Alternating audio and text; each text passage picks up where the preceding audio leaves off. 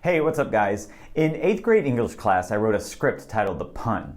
The very first set description said that the stage was to be painted over with random words and phrases. And when I handed in the assignment, my teacher came up to me and asked, "Why is your script titled The Pun and why is the floor covered in phrases?" And I said, "Because my script is a play on words."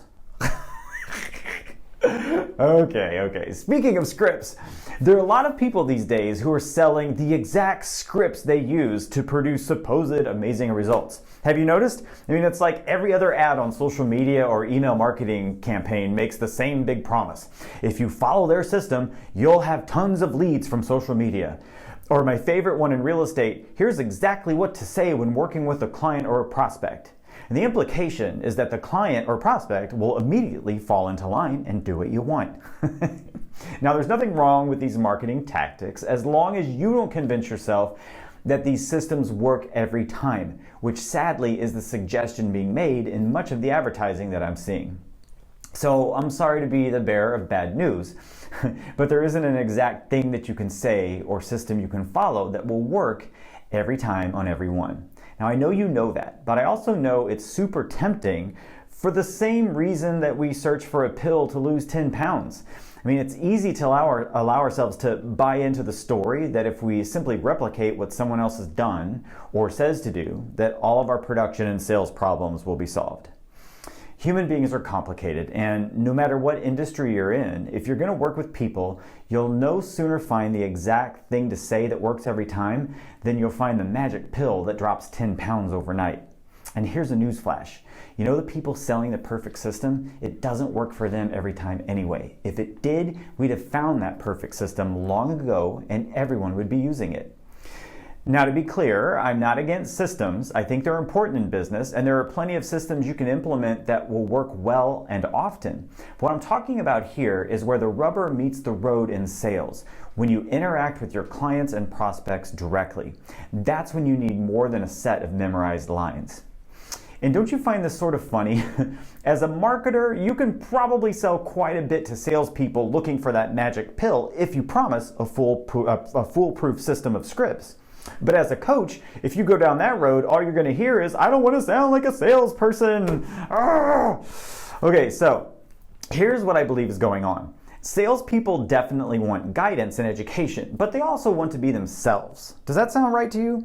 Well, the good news is there's a framework you can learn that'll make you highly effective while providing the flexibility for you to be yourself and successfully work with a large number of different people with different personalities.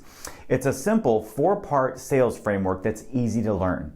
And by the end of this video, you'll understand the framework because it's really simple. But then you'll have to commit to practicing it in the field in order to experience the benefits. And if you do, the payoff is huge. A framework that has all the benefits of the system with the flexibility to be yourself and make stronger connections with people. Does this sound good? Okay then. The 4 parts of the framework are: take control, find the problem, solve the problem, and close. So when you start each sales appointment, your first goal is to take control. You're the professional, and that means you're the leader. It's not okay to leave this to chance, guys. It's also not okay to launch right into business without establishing control. Have you ever been on a sports team with a shitty captain? Yeah, playing feels disorganized, doesn't it? And you rarely end with a winning season. Well, the same thing happens in sales. When there's no clear leader, a sales appointment can go way off track and suck up huge amounts of time while going nowhere useful. But once you've established control, you must find the problem that you're there to solve. And in sales, this is typically called qualifying the prospect. But if you're interested in working on a higher level, it's critical to understand that what you're really doing in this second part is using qualifying questions to bring to the surface what your prospect truly wants to happen. And in real estate, that means you're working to get them to express the lifestyle they want to be living after they've completed the move. In this part of the framework, it would be a mistake to make assumptions. So what's important here is getting your prospect to vocalize in the moment what they may have hinted at before.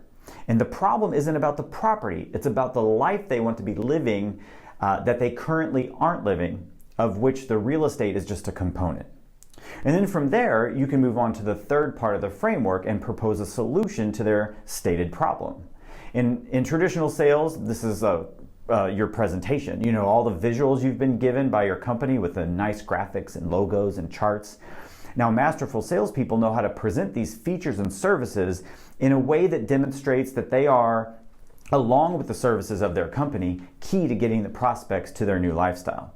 And when the prospect is led to that place, the fourth part of the framework, closing, is very natural. In other words, closing doesn't have to be some hard-edged thing that happens like you see in the movies. When led to this point properly, it's simply a matter of evoking a decision, one way or another, from the prospects. Think of it this way. Have you ever wanted to do something but were nervous, and so you called a friend who, on the call, provided the space and encouragement for you to make a decision and move forward?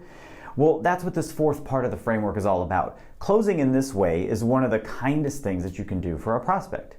So now, as you think about what I just went through, do you see how you don't need a specific set of words? When I'm coaching people, sometimes we play around with words for practice, but it's the framework that will always get the results. Take control, find the problem, solve the problem, and close. And now that you understand what the framework is, if you want to dive into the specifics on how to move through each step, then grab a copy of The Top Producer Life, because I write about all of it in great detail. Now, even if you're not ready for private coaching, you can start working on the same high-level material you would if you were in private sessions. So just scroll below and hit the link, or go to topproducerlife.com, and you can also search for the book directly on Amazon. Okay, you guys, it's going to be a great week. Thanks for watching, and thanks for supporting the book. My name is Jason Edwards, and let's go build a top producer life.